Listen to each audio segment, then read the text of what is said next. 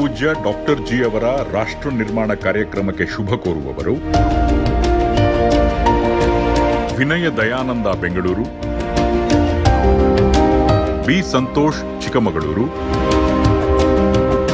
ವಿವೇಕ ಜಾಗೃತ ಬಳಗ Byadgi, Deepa Baliga Pune, Harish pi Dubai. ಕಳೆದ 8-9 ವರ್ಷಗಳಿಂದಲೂ ಪ್ರತಿ ಗುರುವಾರ ರಾತ್ರಿ ಗಂಟೆ 9:30ರಿಂದ 10 ತನಕ ಪೂಜ್ಯ ಡಾಕ್ಟರ್ ಜಿ ಅವರ ಪರಮಾದ್ಭುತ ಚಿಂತನ ಸಿರಿಯಂತೂ ಪ್ರದರ್ಶಿತವಾಗುತ್ತಲೇ ಬಂದಿದೆ. ಪ್ರತಿ 25, 50, 75 ಆದಂತೆಲ್ಲ ವಿಶೇಷ ಸಂದರ್ಶನಗಳ ಯೋಗವೂ ನಮಗೊದಗಿ ಬರುತ್ತಿದೆ.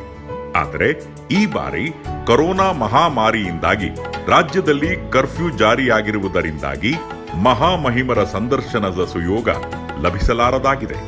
ಹಾಗೆಂದೇ ನಾವಂತೂ ಸಂಕಲನದ ಸವಿ ಎಂಬಂತೆ ಈ ತನಕ ನಡೆದ ಮಹಾನುಭಾವರ ಜತೆಗಿನ ಸಂದರ್ಶನಗಳ ಸಾರ ಸರ್ವಸ್ವವನ್ನೆಲ್ಲ ಅಳವಡಿಸಿಯೇ ವಿಶೇಷವಾದ ಸಂಚಿಕೆಗಳ ಜೋಡಿಯನ್ನೇ ಬಯಲು ಮಾಡುತ್ತಿದ್ದೇವೆ. ತುಂಬಿದ ಕೊಡದಂತಿರುವ ಪೂಜ್ಯ ಡಾಕ್ಟರ್ ಜಿ ಅವರು ಭವರೋಗ ವೈದ್ಯರಾಗಿದ್ದು ಬಿಎಸ್ಸಿ, ಎಂಬಿಬಿಎಸ್, ಎಫ್ಎಜಿಇ ಪದವಿ ಪಡೆದು ಸುಮಾರು 40 ವರ್ಷಗಳಿಂದಲೂ ವಿವೇಕ ಕ್ಲಿನಿಕ್ ಮೂಲಕ ಸಹಸ್ರಾರು ಮಂದಿ ರೋಗಿಗಳನ್ನು ಸಮರ್ಥ ಚಿಕಿತ್ಸೆಗಳ ಮೂಲಕ ಆನಂದದ ಕಡಲಿನಲ್ಲೇ ತೇಲುವಂತೆ ಮಾಡಿ ಆರೋಗ್ಯ ವೃದ್ಧಿಯೊಂದಿಗೆ ಆಯುಷ್ಯ ವೃದ್ಧಿಯನ್ನು ನನಸಾಗಿಸಿದ ಕರ್ಮಯೋಗಿಗಳು.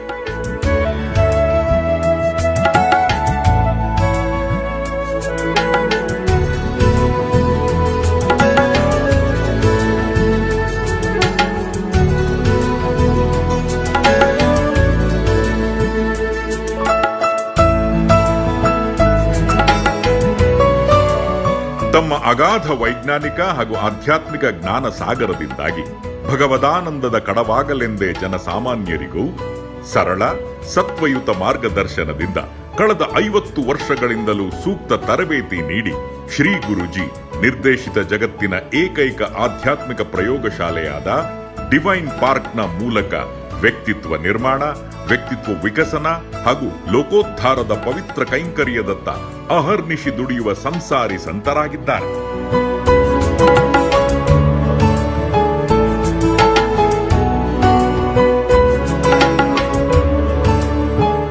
ದೇವರೊಡನೆ ಸಲೀಸಾಗಿಯೇ ಮುಖತಃ ಮಾತನಾಡಿ, ದೇವರೆಲ್ಲರ ಮಧುರ ಮಾರ್ದನಿಯನ್ನು ಒಳಗಿವಿಯಿಂದ ಕೇಳಿ, ದೇವರೆಲ್ಲರ ಸಹಸ್ರಾರು ದಿವ್ಯ ದರ್ಶನಗಳಿಂದ ಪುನೀತರಾದ ಕಾರ್ಯದಕ್ಷರಾಗಿದ್ದಾರೆ.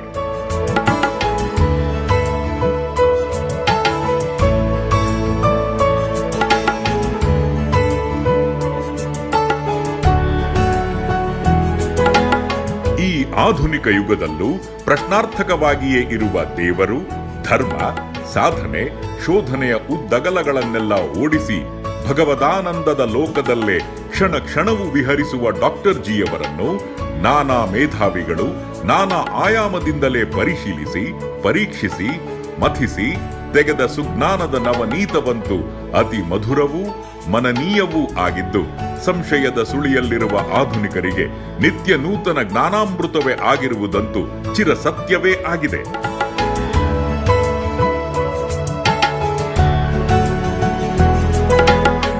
ಈ ಡಿವೈನ್ ಪಾರ್ಕ್ನ ವಿವೇಕ ಪ್ರಕಾಶನ ಹಾಗೂ ಜಾಗೃತ ಪ್ರಕಾಶನಗಳಿಂದ ಬಿಡುಗಡೆಗೊಂಡ ಭಾರತದ 9 ಭಾಷೆಗಳಲ್ಲಿನ ಸುಮಾರು 500 ಸದ್ಗ್ರಂಥಗಳ ಹಿಂದೆ ಹಾಗೂ ಕರ್ನಾಟಕದ ನಂಬರ್ 1 ಆಧ್ಯಾತ್ಮಿಕ ಚಾತುರ್ಮಾಸಿಕ ವಿವೇಕ ಸಂಪದ, ಆಂಗ್ಲ ಅರ್ಧವಾರ್ಷಿಕ ವಿವೇಕ ವೀಣ ಹಾಗೂ 6 ವಿವಿಧ ಭಾಷೆಗಳಲ್ಲಿನ ಆಧ್ಯಾತ್ಮಿಕ ತ್ರೈಮಾಸಿಕ ವಿವೇಕ ಕಿರಣ, ಆಂಗ್ಲ ಉಚಿತ ಇಂಟರ್ನೆಟ್ ಮಾಸಿಕ ವಿವೇಕವಾಣಿ ಹಾಗೂ ಒಂದೇ 1 ನಿಮಿಷದ ಸಂತವಾಣಿ V², V³ ಹಿಂದಿನ ಕರ್ತೃತ್ವಶೀಲತೆಯಂತೂ ಪೂಜ್ಯ ಡಾಕ್ಟರ್ ಜಿ ಅವರದ್ದೇ ಆಗಿದೆ.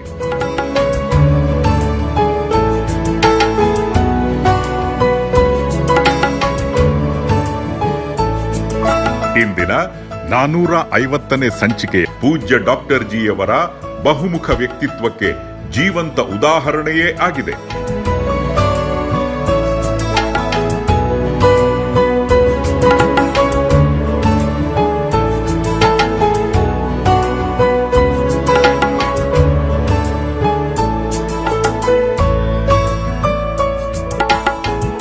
ಕರಿಯನ್ನು ಕನ್ನಡಿಯಲ್ಲೇ ಸೆರೆ ಹಿಡಿದಂತೆ ಮಹಿಮಾತೀತರನ್ನು ಈ ಸಂಚಿಕೆಯ ಮೂಲಕವೇ ಬಯಲಾಗಿಸುವುದು ನಿಜಕ್ಕೂ ಭುವನದ ಭಾಗ್ಯವೇ ಸರಿ.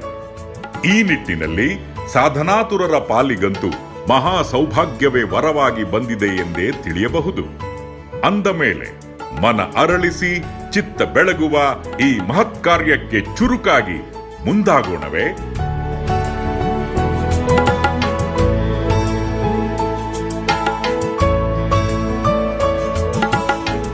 ನಾನು 1986 ಜನವರಿ 14 ಜಗತ್ತಿಗೆ ಒಂದೇ ಡಿವೈನ್ ಪಾರ್ಕ್ ಎನ್ನತಕ್ಕಂಥ ಒಂದು ವಿಶಿಷ್ಟವಾದಂಥ ಒಂದು ಆಧ್ಯಾತ್ಮಿಕ ಪ್ರಯೋಗಶಾಲೆಯ ಪ್ರಾರಂಭದಲ್ಲಿ ಇದ್ದವನು. ಹತ್ತಿರದಿಂದ ಈಗ ಸುಮಾರು 28 ವರ್ಷಗಳ ಕಾಲ ಆ ಒಂದು ಸಂಸ್ಥೆ ಬೆಳೆದು ಈಗ ಜಗತ್ತಿಗೆ ಒಂದೇ ಡಿವೈನ್ ಪಾರ್ಕ್ ಅಂತ ನನ್ನಂಥವ್ರು ಎದೆ ತಟ್ಟಿ ಹೇಳ್ತಕ್ಕಂಥ ಒಂದು ಸಂಸ್ಥೆಯಾಗಿ ಅದು ಬೆಳಗಿದೆ. ಮುಖ್ಯವಾಗಿ ವ್ಯಕ್ತಿತ್ವ ವಿಕಸನದ ಉದ್ದೇಶವನ್ನು ಇಟ್ಟುಕೊಂಡು ಈ ಸಂಸ್ಥೆ ಬಹುಶಃ ಜಗತ್ತಿನಲ್ಲಿ ಬೇರೆ ಎಲ್ಲಿ ಇರಲಿಕ್ಕೆ ಸಾಧ್ಯ ಇಲ್ಲ. ಮತ್ತೆ ಲೋಕೋದ್ಧಾರ ಎರಡು ಉದ್ದೇಶ, ಒಂದು ವ್ಯಕ್ತಿತ್ವ ವಿಕಸನ, ಲೋಕೋದ್ಧಾರ. ಇಷ್ಟೆಲ್ಲ ಒಬ್ಬ ಸಂಸಾರಿಯಾಗಿದ್ದುಕೊಂಡು, ಅದರಲ್ಲೂ ವೈದ್ಯರಾಗಿದ್ದುಕೊಂಡು, ಅದರಲ್ಲೂ ಸಾಧಾರಣ ವೈದ್ಯರಲ್ಲ, ಒಳ್ಳೆಯ ಒಂದು ಕೈಗುಣ ಇದ್ದಂಥ ಒಬ್ಬ ವೈದ್ಯನಾಗಿದ್ದು, ಇವತ್ತು ಸಾಧಾರಣ ವೈದ್ಯರಂದ್ರೆಲ್ಲ ನಾವು ತಿಳ್ಕೊಂಡದ್ದು ವೈದ್ಯಕೀಯ ವೃತ್ತಿ ಅನ್ನುವಂಥದ್ದು ಹಣ ಮಾಡಲಿಕ್ಕಂತ. ಇದೆಲ್ಲವನ್ನು ತ್ಯಾಗ ಮಾಡಿ ಸರ್ವಜನರಹಿತ ಸರ್ವಜನ ಒಂದು ಉದ್ಧಾರ ನನ್ನಿಂದ ಆಗಬೇಕು ಅನ್ನುವ ಒಂದು ಆಸಕ್ತಿ ಎಲ್ರಿಗೂ ಬರಲಿಕ್ಕೆ ಸಾಧ್ಯ ಇಲ್ಲ. ಇದು ಒಂದೋ ನಿಮ್ಗೆ ಸಂಸ್ಕಾರ ಇರಬೇಕು, ಸಂಸ್ಕೃತಿ ಇರಬೇಕು, ಇಲ್ಲದೆ ಒಂದು ನಮ್ಮ ಸುಕೃತ ಅಂತ ಕರೀತಾರೆ ಅದನ್ನು, ಪೂರ್ವ ಪುಣ್ಯ ಅಂತೆಲ್ಲ ನಾವು ಹರಿಕತೆ ಹರಿದಾಸರು ನಾವೆಲ್ಲ ಹೇಳುವವರು. ಇದೆಲ್ಲವನ್ನು ನಿಮ್ಮನ್ನು ನಾನು ಹತ್ತಿರದಲ್ಲಿದ್ದು ನೋಡಿದ್ದೇನೆ. ನಾನು ದಿನದ 24 ಗಂಟೆಯಲ್ಲೂ ಕೂಡ ತಾವು ಒಂದು ದಿವಸ ವಿಚಲಿತರಾದದ್ದಿಲ್ಲ. ಇದು ಹಿಂದಲ್ಲಿ ಏನೋ ಒಂದು ನನಗೆ ಅದ್ಭುತವಾದಂಥ ಶಕ್ತಿ ಕೆಲಸ ಮಾಡ್ತದೆ ಎನ್ನುವಂಥದ್ದು ಗೊತ್ತಾಗಿದೆ. ಇದಕ್ಕೆ ನಿಮ್ಗೆ ಬಾಲ್ಯದಿಂದಲೇ ಏನಾದರೂ ಆಸಕ್ತಿ ಇತ್ತಾ ಅಂತ ಕೇಳ್ತಾ ಇದ್ದೇನೆ. ನಿಮ್ಗೆ ಹರಿದಾಸರಿಗೆ ಹರಿಯ ಮಹಿಮೆ ಗೊತ್ತಲ್ಲ? ಗೊತ್ತು. ನಾವೀಗ ಯಾವ ಹರಿಯಲ್ಲಿ ಇದ್ದೇವೆ ಅಂದರೆ HURRY ಅವಸರ ಗಲಿಬಿಲಿ ಗಾಬರಿಯ ಹರಿಯಲ್ಲಿದ್ದೇವೆ. ನಾನು ಅಂಟ್ಕೊಂಡದ್ದು ಈ ಹರಿಯನ್ನಲ್ಲ, ಶ್ರೀಹರಿಯನ್ನು. ಸೊ ಭಗವಂತ ಗಾಳಿ ನೀರು ಬೆಳಕಿನಲ್ಲಿ ಇದ್ದಾನೆ. ಒಂದು ಗಾಳಿಪಟಕ್ಕೆ ಒಂದು ದಾರ ತಾನೆ, ಭಗವಂತನ ಗಾಳಿಪಟಕ್ಕೆ 3 ದಾರ, ಗಾಳಿ ನೀರು ಬೆಳಕು. ಆ ಯಾವುದನ್ನು ನೀವು ಹಿಡ್ಕೊಂಡ್ರೂ ಸರಿ ಭಗವಂತ ಸಿಗ್ತಾನೆ. ಹಾಗೆ ನಾನು ಚಿಕ್ಕಂದಿನಿಂದ ತಿಳ್ಕೊಂಡದ್ದೇ ಹಾಗೆ. ಯಾಕಂದರೆ ಲೋಕದಲ್ಲಿ ಅನ್ಯಾಯ ಅನಾಚಾರ ಎಲ್ಲ ನಡೀತಾ ಇರುತ್ತೆ. ಪೊಲೀಸ್ ಫೋರ್ಸ್ ಕೂಡ ಮೋಸ ದಗ ವಂಚನೆಯಲ್ಲಿದೆ. ಹಾಗಾದರೆ ಜಗತ್ತನ್ನು ನಿಯಂತ್ರಿಸುವ ಯಾರು? ಕಾಲಕ್ಕೆ ಮಳೆ, ಆಮೇಲೆ ಬೆಳೆ, ಇದನ್ನೆಲ್ಲ ನಡೆವಾಗ ಕಾರಣಕ್ಕೊಬ್ಬ ಕಾರ್ಯಕರ್ತ ಇರಲೇಬೇಕು. ಕಾರ್ಯಕರ್ತನಿಲ್ಲದೆ ಕಾರಣ ಆಗೋದಿಲ್ಲ. ಹಂಗೆ ಚಿಕ್ಕಂದಿಲ್ಲೂ ಹಾಗೆ ಜಗತ್ತನ್ನು ನಡೆಸುವ ಒಬ್ಬ ಇದ್ದೇ ಇದ್ದಾನೆ. ಅವನನ್ನು ಲಕ್ ಅನ್ಬೋದು, ಫೇಟ್ ಅನ್ಬೋದು, ಚಾನ್ಸ್ ಅನ್ಬೋದು, ಚಾಯ್ಸ್ ಅನ್ಬೋದು, ಅಥವಾ ದೇವರಂತ ನಾನಾ ಹೆಸರಿನಲ್ಲಿ ಕರಿಬೋದು. ಆಗ 5 ವರ್ಷದಲ್ಲೇ ನನಗೆ ಅನುಭವ ಆಗಿತ್ತು. ನಾನೇನಾದ್ರು ಬದುಕಿ ಉಳಿದರೆ ಭಗವಂತನ ಕಣ್ತುಂಬ ಅಲ್ಲಾಡಿಸಿ ನೀನು ಯಾಕೆ ಗುಟ್ಟಿನಲ್ಲಿ ಈ ಜಗತ್ತನ್ನು ನಡೆಸ್ತೀಯ ಅಂತ ಕೇಳಬೇಕು ಅಂತ. ಅದಕ್ಕೆ ಸರಿ ನಮ್ಮ ತಂದೆ ತಾಯಿ, ಅಜ್ಜ ಅಜ್ಜಿ ಇವರೆಲ್ಲ, ಮತ್ತು ಆ ತಾಯಿಯ ತಂದೆಯವರು ಕೂಡ ಪುರೋಹಿತರಾಗಿದ್ದರು, ಶಂಕರನಾರಾಯಣ ಅಂತ ಒಂದು ದೇವಸ್ಥಾನ ತಂತ್ರಿಗಳಾಗಿದ್ದರು. ಈ ನಾನಾ ರೀತಿಯ ಆಧ್ಯಾತ್ಮಿಕ ಒಲವು ನಂಗೆ ಸಿಕ್ಕಿದ್ರಿಂದ ಅವರೆಲ್ಲರನ್ನು ನಾನು ಕೇಳಿದಾಗ ದೇವರಿದ್ದಾನೆ, ಮತ್ತು ಮುಂದಿಲ್ಲ, ಉತ್ತರ ಇಲ್ಲ. ಹೇಗಿದ್ದಾನೆ, ಏಕಿದ್ದಾನೆ, ಮಾತಾಡೋದಿಲ್ಲ ಯಾಕೆ, ಮೌನ ಯಾಕೆ, ಅದಕ್ಕೆ ಉತ್ತರ ಇಲ್ಲ. ಹೀಗೆಲ್ಲ ಆದಾಗ ಬಾಲ್ಯದಿಂದಲೂ ಭಗವಂತನನ್ನು ಕಾಣಬೇಕು, ಭಗವಂತನ ಜೊತೆ ಮಾತಾಡಬೇಕು, ಕ್ವಶನ್ ಕೇಳಬೇಕು. ಈ ಜಗತ್ತು ನಿಂದು, ಸೊ ನೀನು ಮಕ್ಕಳನ್ನು ಯಥಾರ್ಥವಾಗಿ ಸೃಷ್ಟಿಸಿದರೂ ಕೂಡ ಮಕ್ಕಳ ಮೇಲ್ಮೇಲೆ ನೀನು ಯಾಕೆ ಕೇಳೋದಿಲ್ಲ, ಕಾಣೋದಿಲ್ಲ? ಮಕ್ಕಳ ಮಾತು ಕೇಳ್ತೀನಿ, ನೀನು ಯಾಕೆ ಮಾತಾಡೋದಿಲ್ಲ? ಇದೆಲ್ಲ ನನ್ನ ಒಂದು ಜಿಜ್ಞಾಸೆ ಆಗಿತ್ತು. ಹಾಗಾಗಿ ಬಾಲ್ಯದಿಂದಲೂ ನೀವು ಹೇಳಿದಂತೆ ಸಂಸ್ಕಾರವೂ ಇರ್ಬೋದು, ಸಂಸ್ಕೃತಿ ಇರ್ಬೋದು, ಪೂರ್ವಜನ್ಮದ ಸುಕೃತೂ ಇರ್ಬೋದು, ಎಲ್ಲ ಒಟ್ಟು ಸೇರಿ ಭಗವಂತನೊಳೊಂದು ಆಸೆ ಹುಟ್ಟಿತ್ತು. ಅದಂತೂ ಸತ್ಯ. ಭಗವಂತನ ದಾಸನಾಗುವುದು ಎಷ್ಟು ದೊಡ್ಡ ಭಾಗ್ಯ ಅಂತ ಹೇಳುವುದು ಜನಸಾಮಾನ್ಯರಿಗೆ ಖಂಡಿತ ಗೊತ್ತಾಗುವುದಿಲ್ಲ. ಆ ರುಚಿ ಗೊತ್ತಾದ್ರೂ ಸಾಧ್ಯ. ಸರಿ, ಅದೇ ನಾವೀಗ ಸೀರಿಯಲ್ ದಾಸ, ಕಾಫಿ ದಾಸ, ಟೀ ದಾಸ, ಸಿನಿಮಾ ದಾಸ ನೋಡಿ ಆಗಿದ್ದೇವೆ. ನಂಗೆ ಅವರು ಆ ಥರ ದಾಸ ಆದಾಗ ಅಯ್ಯೋ ಅಂತ ಅನಿಸುತ್ತೆ. ಎಂಥ ಮೂಲ್ಯ ಜೀವನ, ಟೀ ದಾಸ ಕಾಫಿ ದಾಸ ಆಗಿದ್ದಾರಲ್ಲ ಅಂತ. ಅವ್ರಿಗೆ ನಮ್ಮನ್ನು ಕಂಡ್ರೆ ಎಂಥ ಮೂರ್ಖರು, ಇನ್ನೂ ಹಳೇ ಹುಲಿಯಾಗಿ ಬದುಕಿಸ್ತಾರಲ್ಲ ಅಂತ. ಭಗವಂತ ಇದ್ದಾನೆ ಎಂಬ ಒಂದು ಆ ರೋಚಕ ಅನುಭವದ ಕ್ಷಣಗಳು ಸಹಸ್ರಾರು ಆದಾಗ ಕಾಣಲೇಬೇಕು, ನೋಡಲೇಬೇಕು. ಯಾಕಾಗೋದಿಲ್ಲ ನೋಡುವ? ಮನುಷ್ಯನಿಂದ ಆಗದಿದ್ದು ಯಾವುದೂ ಇಲ್ವಲ್ಲ. ಮನಸ್ಸಿದ್ದರೆ ಮಾರ್ಗ. ಈ ಥರ ಛಲಬಲ ಬಲಬಲ ಆಯ್ತು ಅಷ್ಟೇ. ಸರಿ, ದಾಸಾನುದಾಸನಾಗ್ತಕ್ಕಂಥ ಒಂದು ಈ ಒಂದು ಸ್ಥಿತಿಯೂ ಇದೆ ನೋಡಿ. ಆ ಸ್ಥಿತಿ ಬರುವುದು ದೊಡ್ಡದಲ್ಲ. ಆ ಸ್ಥಿತಿ ಬಂದದ್ದನ್ನು ಅದನ್ನು ಸತತವಾಗಿ ಇಟ್ಟುಕೊಂಡು ಹೋಗಿದ್ದೀರಲ್ಲ ನೀವು, ಭಾಳ ಒಂದು ಅದು ಬರುವುದಲ್ಲ, ಭಗವಂತ ಕರುಣಿಸುವುದು. ಯಾಕೆ ನಮ್ಮಿಂದ ಏನು ಸಾಧ್ಯವೇ ಇಲ್ಲ. ಕರೆಕ್ಟ್. ಯಾಕಂದರೆ ಅವ ಮನಸ್ಸು ಮಾಡಿದರೆ ಮಾತ್ರ ಸಾಧ್ಯ. ನಾವು ಎಷ್ಟೋ ಸಾರಿ ಯೋಚನೆ ಮಾಡಿ, ಎಕ್ಸ್ಪರ್ಟ್ ಡ್ರೈವರ್ ಅಂತೇವೆ, ಎದುರಿನಿಂದ ಬರ್ತಾನೆ ಗುದ್ದುತ್ತಾನೆ, ಆಕ್ಸಿಡೆಂಟ್ ಆಗುತ್ತೆ, ಸತ್ತು ಹೋಗ್ತೇವೆ. ನಮ್ಮ ತಪ್ಪಿಲ್ಲ, ಬಟ್ ತಪ್ಪು ಯಾರದ್ದು ಅಂತೂ ಅನಾಹುತ ಆಗುತ್ತೆ ಅಲ್ವೇ? ಸರಿ. ಸೊ ಸಕಾಲಕ್ಕೆ ಮನೆಯಿಂದ ಹೊರಟೋರು ಮನೆಯಿಂದ ಬರಬೇಕಂದ್ರೆ ಭಗವತ್ ಕೃಪೆ ಇದೆ. ನೀವು ನಂಬದೇ ರೀ, ಒಂದು ಇದೆ, ಇಟ್ ಇಸ್ ಎ ಚಾನ್ಸ್ ಅಲ್ಲ, ಇಟ್ ಇಸ್ ಎ ಚಾಯ್ಸ್ ಅಂತೇನೆ ನಾವು ಸರ್ಜರಿಯಲ್ಲಿ ಯಾವಾಗಲೂ ಹೇಳ್ತೇವೆ, doctor sutures the wound, god heels it ಅಂತ. ನೋಡಿ, ಹೊಲಿಯುವುದು ನಮ್ಮ ಕೆಲಸ, ಒಳಗಡೆ ರಿಪೇರಿ ಆಗೋದು ಭಗವಂತ. ದೇಹದ ಕಣಗಳನ್ನು ಸೇರಿಸಿ ಗಾಯ ವಾಸಿ ಮಾಡೋದಿಲ್ಲ ಅವನ ಕೆಲಸ. ಅವನಿಗೇನು ಕೊಡ್ತೇವೆ ನಾವು ಕೊಟ್ಟ ದುಡ್ಡು ಡಾಕ್ಟ್ರು ಸೂಚರ್ ಹಾಕಿದ್ದಕ್ಕೆ ತಗೋತಾರೆ ಭಗವಂತನಿಗೆ. ಅದಕ್ಕೆ ನಾನು ನಿನ್ನ ದಾಸ, ಅದೇ ಭಗವಂತನಿಗೆ ಕೊಡುವ ದೊಡ್ಡ ಒಂದು ಅಮೂಲ್ಯ ಕೊಡುಗೆ. ಈ ಸ್ವಾಮಿ ವಿವೇಕಾನಂದರು ಇಲ್ಲಿ ಚಿಕಾಗೋದ ಸರ್ವಧರ್ಮ ಸಮ್ಮೇಳನದಲ್ಲಿ ಅಮೆರಿಕದ ಸೋದರ ಸೋದರಿಯರಿ ಅಂತ ಹೇಳಿಬಿಟ್ರು. ಸಿಸ್ಟರ್ಸ್ ಅಂಡ್ ಬ್ರದರ್ಸ್ ಅಂದಿದ್ದವರು, ಸೋದರಿಯರೇ ಮತ್ತು ಸೋದರರೇ ಅಂತ ಹೇಳಿದ್ರು. ಆಗ ಅಲ್ಲಿ ಕಿವಿ ಗರಜಿಸುವಂತೆ ಬಹಳ ಚಪ್ಪಾಳೆ ದೀರ್ಘಕಾಲ ಬಂತು. ನೋಡಿದ್ದೇನೆ, ಆ ಹಾಲನ್ನೇ ನೋಡಿದ್ದೇನೆ.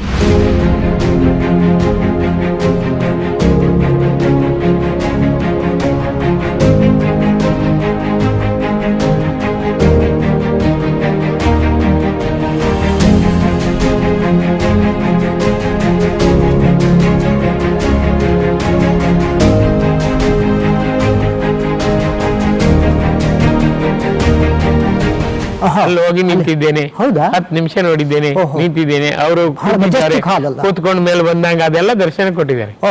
ಯಾಕದು ಡೌಟ್ ಕೇಳಿದ್ದೆ ನಾನು ಮೊದಲು 7-8 ಸಾರಿ ನಾನು ಮತ್ತೆ ಮತ್ತೆ ಮತ್ತೆ ಅಂದೆ. ಯಾಕೆ ನರ್ವಸ್ನೆಸ್ ನಮಗಿರುತ್ತಲ್ಲ, ಸಭಾಕಂಪನ. ನಿಮಗೂ ಸಭಾಕಂಪನ. ನಿನ್ನ ಹಂಗೆ ನಾನು ಮೂರ್ಖನಂತಿದ್ದಿದ್ದು ನನ್ನ ಗುರುಜಿ ಅಂದ್ರು.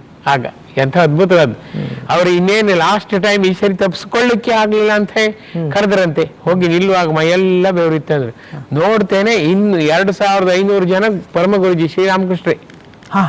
ಬಂಪರ್ ಕೃಪೆ, ಡಿವೈನ್ ಮ್ಯಾಜಿಕ್ ಅದು. ಅಯ್ಯೋ, ನಾನು 7 ಸಾರಿ ಅಧೀರನಾಗಿ ಹೇಡಿಯಾಗಿ ನಾನು ಹೋದ್ದು, ನೀವು ಎಷ್ಟು ತಿಳ್ಕೊಂಡು ಎಷ್ಟು ಹತ್ತಿರಿಯೋ ಏನೋ ಆ ಭಾವ ಬಂತವ್ರಿಗೆ. ನನ್ನ ಮೂರ್ಖತನಕ್ಕೆ ನೀವು ಎಷ್ಟು ಶಾಪ ಕೊಟ್ಟರು ಏನೋ. ಖಂಡಿತ ನಾನು ಈ ಸರಿ ಮಾಡ್ತೇನೆ, ಏನು ಹೆದರಿಕೆ ಇಲ್ಲ. ನೀವೇ ತಾನೆ ಎಕ್ಸಾಮಿನರ್, ನೀವೇ ಇಲಿಮಿನೇಟರು ನೀವೇ, ಎನ್ಲೈಟೈನ್ಮೆಂಟ್ ಕೊಡುವವರು ನೀವೇ, ಎಲಿಮಿನೇಟರು ನೀವೇ. ನಿಮ್ಮ ಮುಂದೆ ನಾನು ಹೇಳಿ ಆಗುವುದಿಲ್ಲ ಅಂತ ಹೋದಾಗ ನನಗೆ ಅವರೆಲ್ಲರೂ ಕೂಡ ಸೋದರ ಸೋದರಿ ಅಂತ ಬಂತು. ಹಾಗಾಗಿ ಕಷ್ಟ ನಷ್ಟದಲ್ಲಿ ಇರೋದು ಯಾವಾಗಲೂ ಹೆಂಗಸರೇ. Sisters and brothers of America ಅಂದೆ. ಅದು ಹೇಳಿದ್ದೇ ತಕ್ಷಣ ಎಲ್ಲರ ಶ್ರೀರಾಮಕೃಷ್ಣ ಹೋಗಿ ಎಲ್ಲ ವ್ಯಕ್ತಿಗಳ ಮುಖ ಕಾಣ್ತು.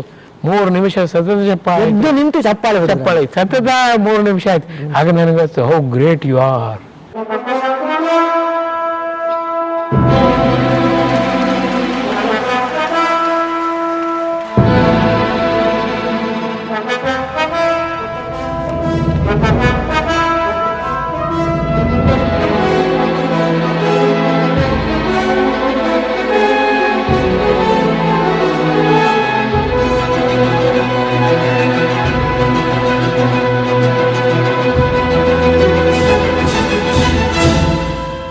ನಿಮ್ಮ ಮುಂದೆ ಇಂಥ ಮೂರ್ಖತನ ತೋರಿಸಿದ್ನಲ್ಲ, ದಯವಿಟ್ಟು ಕ್ಷಮಿಸಬೇಕು ಅಂತ ಕೈ ಜೋಡಿಸಿಕೊಂಡು, ಯಾರಿಗೆ ಗೊತ್ತಾಗದಿದ್ದ ಕಣ್ಮುಚ್ಚಿಕೊಂಡು ನಾನು ಕ್ಷಮಿಸಬೇಕು, ಖಂಡಿತ ಮನ್ನಿಸಬೇಕು.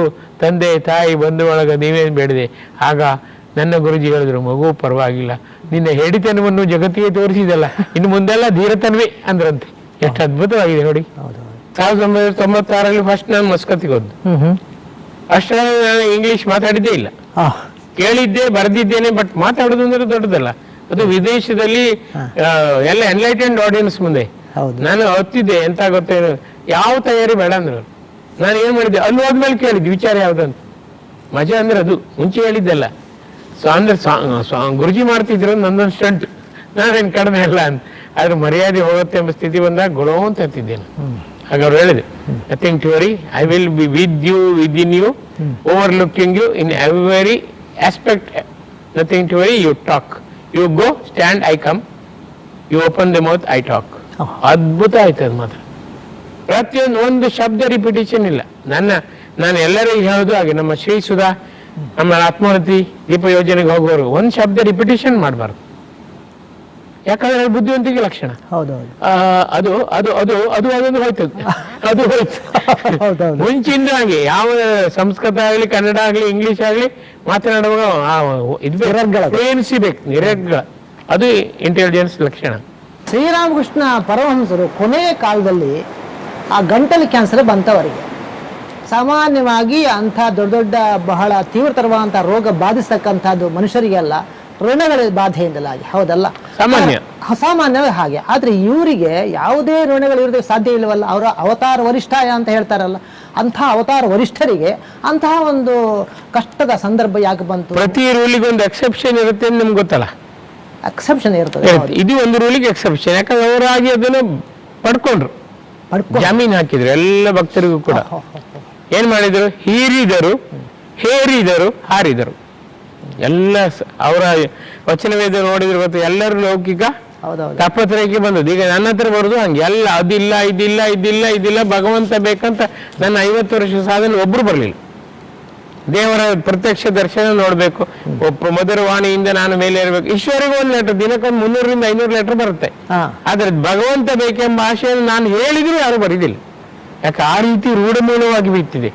ಭಗವಂತನ ಬಳಿ ಹೋಗಿ ಲೌಕಿಕ ಸಮಸ್ಯೆಯನ್ನ ಬಗೆಹರಿಸಿಕೊಳ್ಳುವುದು, ಸಮುದ್ರದ ಬಳಿ ಹೋಗಿ ನೆರೆ ಅದರ ಉಕ್ಕು, ಆ ನೆರೆ ನಿಂತ ಮೇಲೆ ತೆರೆ ನಿಂತ ಮೇಲೆ ಸ್ನಾನ ಮಾಡುದು ಆಗತ್ತಾ? ಆಗುದಿಲ್ಲ. ಆ ರೀತಿ ನಾವು ಸೋತಿದೆ. ಪರಮಹಂಸರ ಬಳಿ ಎಲ್ಲ ಬಂದತ್ರು, ನಿನ್ನ ಕರ್ಮವನ್ನು ನಾನು ತಗೋತೇನೆ ಕಾಳಿತಾಯೇ, ನನ್ನ ಸತ್ಕರ್ಮವನ್ನು ಅವ್ರಿಗೆ ಕೊಡು ಅಂದ್ರು. ಸೊ ಹೀರಿದರು, ಹೇರಿದರು, ತಮ್ಮ ಸತ್ಕರ್ಮವನ್ನು ಅವ್ರಿಗೆ ಕೊಟ್ಟರು, ಹಾರಿದರು, ಅಲ್ಲಿಂದ ಬಿಟ್ರು, ಇನ್ನೊಬ್ಬರ ಹತ್ರ ಹೋದ್ರು, ಸೇಮ್ ಕಟ್ರೆ. ಹಾಗಾಗಿ ಅವರು ಊಟ ಮಾಡಿದ್ರು, ನಿಮಗೂ ಕೊಟ್ಟರು, ಇನ್ನೊಬ್ಬರ ಹತ್ರ ಹೋಗಿ ಪುನಃ ಕುಕರ್ಮದ ಊಟ ಮಾಡಿದ್ರು. ಇದು ಅವ್ರ ಜೀವನ ಆಯ್ತು. ಕೊನೆಗೆ ಯೋಚನೆ ಮಾಡಿ ಮಾತಾಡಬೇಡ ಅಂತ ಡಾಕ್ಟರ್ ಹೇಳಿದ್ರು ಕೂಡ ಕಷ್ಟಪಟ್ಟಾದ್ರೂ ಮಾತಾಡ್ತಿದ್ರು. ಯಾಕಂದ್ರೆ ನಿನ್ನ ಮನಸ್ಸಿಗೆ ಸಾಂತ್ವನ ನೀಡಬೇಕು. ತಾಯಿ ಇದ್ದಾರೆ, ನೋಡ್ಕೋತಾರೆ.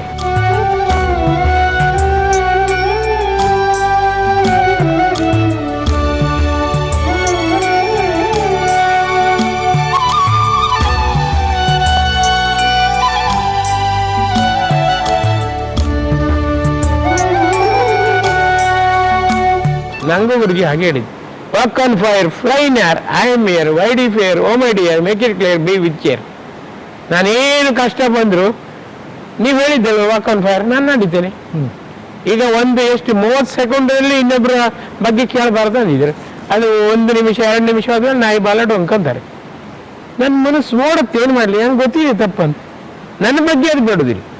ಇನ್ನೊಬ್ಬರ ಬಗ್ಗೆ ಕಳೆದ 45 ವರ್ಷದಿಂದ ಅವ ಎಲ್ಲೇ ಇರಲಿ ಜಗತ್ತಿನಾದ್ಯಂತ, ಸೌತ್ ಆಫ್ರಿಕಾದಲ್ಲಿರಲಿ, ಆಸ್ಟ್ರೇಲಿಯಾದಲ್ಲಿ ಅವನ ಲೆಟರ್ ಬಂತು, ಫೋನ್ ಬಂತು, ಮುಂಚಿನ ಬೇಡ್ತಾ ಇದ್ದೆ.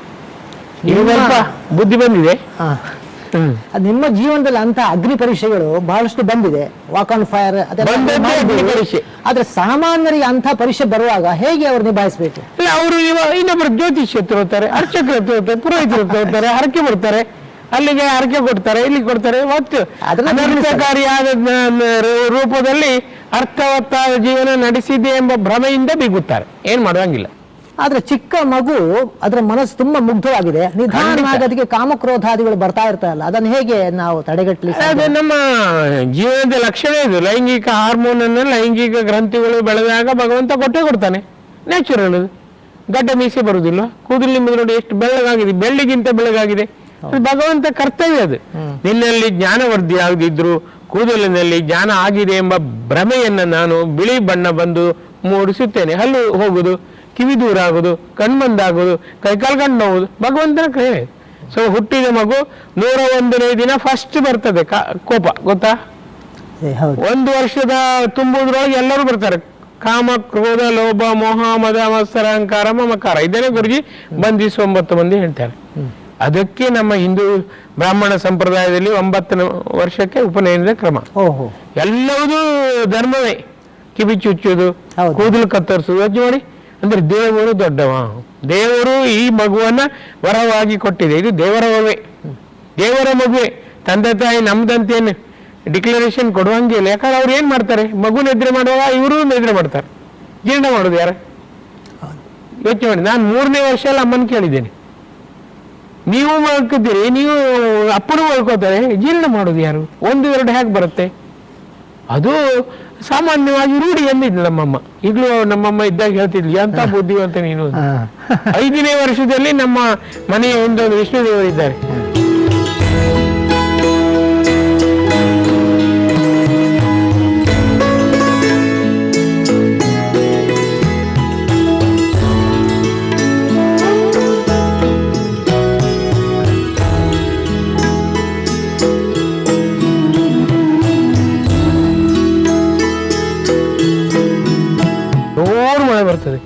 ನಾನು ಬಂದು ಅಮ್ಮನ ಹತ್ರ ಗೋಳು ಅಂತಿದ್ದೆ, ಒಂದು ಇದು ಹೊದಿಕೆ ಕೊಡು ಅಂತ.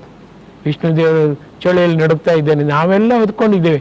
ಸ್ವೆಟ್ರ್ ಮೇಲೆ ಒಂದು ಅಂಗಿ ಹಾಕೊಂಡಿದ್ದೆ, ಅಂಗಿ ಮೇಲೆ ಇನ್ನೊಂದು ಸ್ವೆಟ್ರ್ ಹಾಕೊಂಡಿದ್ದೆ, ಬರೀ ಮೈಲಿ ಇದ್ದಾನಲ್ಲ ಒಂದು ಹೊದಿಕೆ ಗೋಳು ಅಂತದ್ದು. ನಾನು ಅಮ್ಮ ಕೊನೆವರೆಗೂ ಹೇಳ್ತಾ ಇದ್ಲಿ, ನೆಲದ ಮೇಲೆ ಹೊಳ್ಳಾಡಿ ನಂಗೊಂದು ಕೊಡಬೇಕು, ಹೊದಿಕೆ ಕೊಡಬೇಕು. 5 ವರ್ಷ ಆವಾಗ? 5 ವರ್ಷ. ನಂಗೆ 5ನೇ ವರ್ಷದಲ್ಲೇ ದೇವಸ್ಥಾನಕ್ಕೆ ಹೋದಾಗ ಭಗವಂತನ ಮಾತು ಕೇಳ್ತಿದ್ದು, ಮಗು ಬಂದಿಯಾ, ಮುದ್ದು, ಆಚೆ ನೋಡುದು ಈಚೆ ನೋಡುದು ಎಲ್ಲ ಕಡೆ ನೋಡುದು. ನಾನು ನಮ್ಮ ಹತ್ರ ಹೇಳಿದ್ದೀನಿ, ನಂಗೆ ನಿನ್ನ ಭ್ರಮೆ ಎಂದರು, ಎಲ್ಲರೂ ಭ್ರಮೆ ಎಂದರು. ಸುಮ್ಮನೆ ಇದ್ದೆ. ಯಾವಾಗ ನಂಗೆ ಮೆಡಿಕಲ್ ಕಾಲೇಜ್ ಹೋದ ಗುರುಜಿ ಸಿಕ್ಕಿದ್ರು, ನಿನ್ನ ಜ್ಞಾನೋದಯವಾಗಿ 13 ವರ್ಷ ಆಯ್ತು ಅಂತ ಅವ್ರು ಹೇಳಿದ್ಮೇಲೆ ನಂಗೆ ಗೊತ್ತಾಯ್ತು, ಇದು 13 ವರ್ಷ ಆದ್ಮೇಲೆ ಜ್ಞಾನೋದಯ ಅಂದರೆ ಭಗವಂತನ ವಾಣಿ ಕೇಳಿದ್ವು ಅಂತ. ಇದು ನಮ್ಮ ಅವಸ್ಥೆ. ನಮ್ಮಲ್ಲಿ ಬೆಳವಣಿಗೆ ಆಗತ್ತೆ, ಅರಿಯೋರಿಲ್ಲ. ಯೋಚನೆ ಮಾಡಿ, ನಿಮ್ಮಲ್ಲಿ ಏನೂ ಆಗುದಿಲ್ಲ, ಒತ್ತಡ ತರುವವರು ತುಂಬ ಜನ ಇದ್ದಾರೆ. ಓದು ಓದು ಓದು ಅವೇನಾದ್ರು ಜಾಣ ಆಗಿ ಎಲ್ಲ ಗೊತ್ತಿದ್ರು ಕೂಡ ಇಷ್ಟು ಬೇಗ ಬೆಳೆದಿದ್ಮೇಲೆ ಅವ್ರಿಗೆ ಆಶ್ಚರ್ಯ.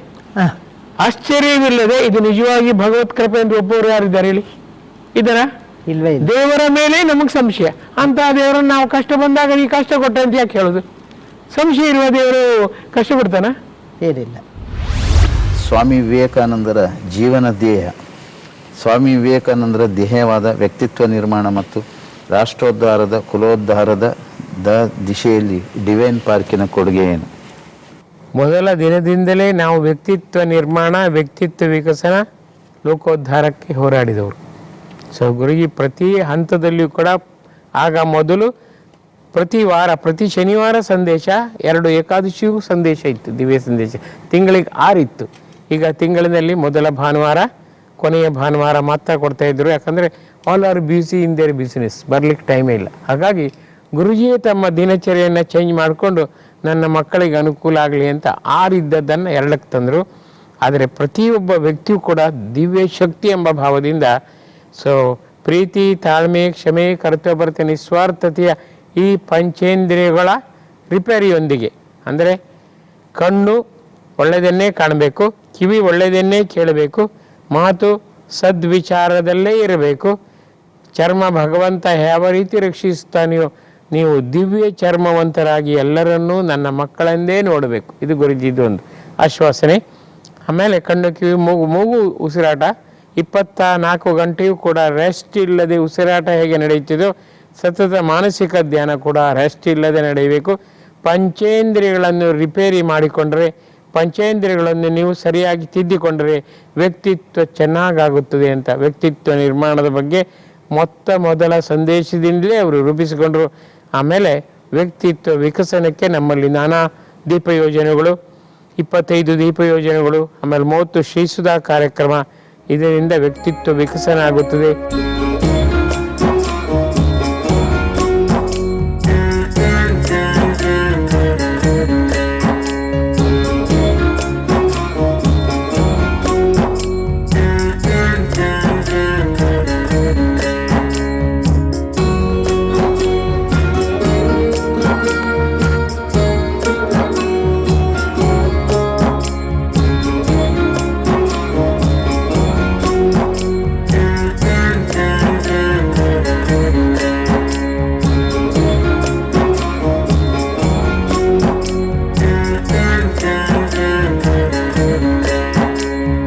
ಜನ ಮನ್ನಣೆಗೆ ನೀನು ಪಾತ್ರನಾಗುವಿ, ಎಲ್ಲರೂ ಒಂದೇ ತಾಯಿಯ ಮಕ್ಕಳು ಎಂಬುದನ್ನು ಸ್ಪಷ್ಟವಾಗಿ ನೀನು ಜಗತ್ತಿಗೆ ತೋರಿಸುವಂತಾಗಬೇಕು. ಆಚರಿಸಿ ಹೇಳಬೇಕು, ಮಾಡಿಸಬೇಕು. ಬಿ ಆ್ಯಂಡ್ ಮೇಕ್, ಈ ಭಾವವನ್ನು ಅವರು ಪ್ರತಿ ಸಂದೇಶದಲ್ಲಿ ತೋರಿಸಿದರು. ಅನಂತರ ಲೋಕೋದ್ಧಾರಕ್ಕಾಗಿ ಆತ್ಮಶಕ್ತಿ ಜಾಗೃತಿಗೆ ಆತ್ಮೋನ್ನತಿ ಶಿಬಿರ ಎಂಬುದನ್ನು ತಂದರು. 4 ಗಂಟೆ ಒಂದು ಶಿಬಿರ. ಅದರಲ್ಲಿ ಹುಟ್ಟಿನಿಂದ ಬೆಳವಣಿಗೆಯಿಂದ ವ್ಯಕ್ತಿತ್ವ ಕುಕರ್ಮದ ಸಂಚಯನದ ಒಟ್ಟಿಗೆ ಹೇಗೆ ಸತ್ಕರ್ಮವನ್ನು ಪ್ರೇರಿಸಿಕೊಂಡು ನಾವು ಮೇಲೆ ಇರುವುದೆಂಬುದನ್ನು ಕೂಡ ಹೇಳಿದರು. ಹಾಗಾಗಿ ಈ ರೀತಿ ವ್ಯಕ್ತಿತ್ವ ನಿರ್ಮಾಣ, ವಿಕಸನ, ಲೋಕೋದ್ಧಾರದ ನಾನಾ ಪಥಗಳ ಮೂಲಕ ನಾನಾ ರೀತಿಯಲ್ಲಿ ನಮ್ಮಲ್ಲಿ ಸಂದೇಶ ನಡೆಯುವಂತೆ, ಶಿಬಿರ ನಡೆಯುವಂತೆ, ಆಮೇಲೆ ಬೆಳಗ್ಗೆ ಯೋಗ ವಿಹಾರ ಫ್ರೀ ಶೋ 10 ದಿನ, ಫಸ್ಟ್ 1ನೇ ತಾರೀಕಿಂದ 10ನೇ ತಾರೀಕು ತನಕ ಬೆಳಗ್ಗೆ 6ರಿಂದ 7, ಸಂಜೆ 6ರಿಂದ 7. ಸೊ ಸರಳ ಯೋಗವನ್ನು ಜನರಿಗೆ ಉಚಿತವಾಗಿ ಹಂಚಿಕೊಡೋದು. ಆಮೇಲೆ ಯೋಗ ಪರ್ವ ಎಂಬುದು 1 ವಾರದ ಯೋಗದ ಚಿಕಿತ್ಸೆಯ ಮೂಲಕ ಆಂತರಿಕ ಉನ್ನತಿ ಸಾಧಿಸಕ್ಕಾಗಿ ಇರುವ ಒಂದು ವ್ಯವಸ್ಥೆ.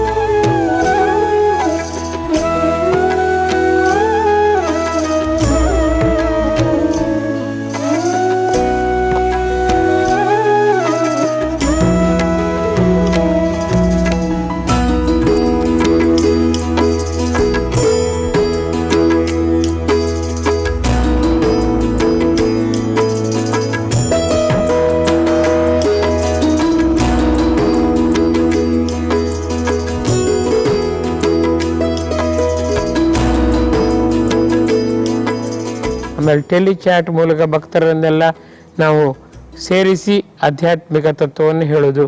ಆಮೇಲೆ ನಮ್ಮಲ್ಲಿ V3 ಸೊ ಮೊಬೈಲ್ ಮೂಲಕ ಸಂದೇಶ, ಇಂಗ್ಲೀಷ್ ಸಂದೇಶ, ಕನ್ನಡ ಸಂದೇಶ. ಆಮೇಲೆ ಪ್ರತಿ ವಾರವೂ ಕೂಡ ನಮ್ಮ ಅಂತರಂಗದ ಶುದ್ಧಿಗಾಗಿ ಇಂಟರ್ನೆಟ್ ಮೂಲಕ ನಾವು ಸಂದೇಶ ಕೊಡುವುದು. ಅಂದರೆ ಒಬ್ಬ ವ್ಯಕ್ತಿ ಒಳ್ಳೆಯ ವ್ಯಕ್ತಿ ಆಗಬೇಕು, ಆತ ಅದ್ಭುತವಾಗಿ ಸೃಜನಶೀಲತೆಯ ಗಣಿಯಾಗಬೇಕು, ಚೈತನ್ಯದ ಮಣಿಯಾಗಬೇಕು, ಯಾರನ್ನೂ ದೂರಬಾರದು, ಯಾರನ್ನೂ ದೂರಿಡಬಾರದು, ಒಂದೇ ತಾಯಿಯ ಮಕ್ಕಳು ಎಂಬುದನ್ನು ರಕ್ತಗತವಾಗಿ ಪ್ರಾಕ್ಟಿಕಲ್ ಆಗಿ ಆತ ತೋರಿಸಬೇಕು. ಇದನ್ನು 33 ವರ್ಷಗಳಿಂದಲೂ ಅವರು ತಿದ್ದಿದ್ರು. ಹಾಗಾಗಿ ಸುಮಾರು 5 ಕೋಟಿ ಭಕ್ತರು ಲೋಕದ ಎಲ್ಲ ಕಡೆ ಇದ್ದರೂ ಕೂಡ ಅವರಿಂದಾಗಿ ಅವರ ವ್ಯಕ್ತಿತ್ವ ನಿರ್ಮಾಣವಾಗಿದೆ, ವಿಕಸನವಾಗಿದೆ, ಅವರ ಕುಟುಂಬ ಒಳ್ಳೆಯ ರೀತಿಯಲ್ಲಾಗಿದೆ, ಅವರ ಸಂಬಂಧ ಎಲ್ಲ ಸಂಘರ್ಷ ಇಲ್ಲದೆ ಸಂಧಾನದ ಮೂಲಕ ಆದರ್ಶವಾಗಿದೆ. ಗುರುಜಿಯ ಮಹಿಮೆಗೆ ಹೇಳಲಿಕ್ಕೆ ಶಬ್ದವೇ ಇಲ್ಲ, ಆ ಸ್ಥಿತಿಯಲ್ಲಿ ನಾವಿದ್ದೇವೆ.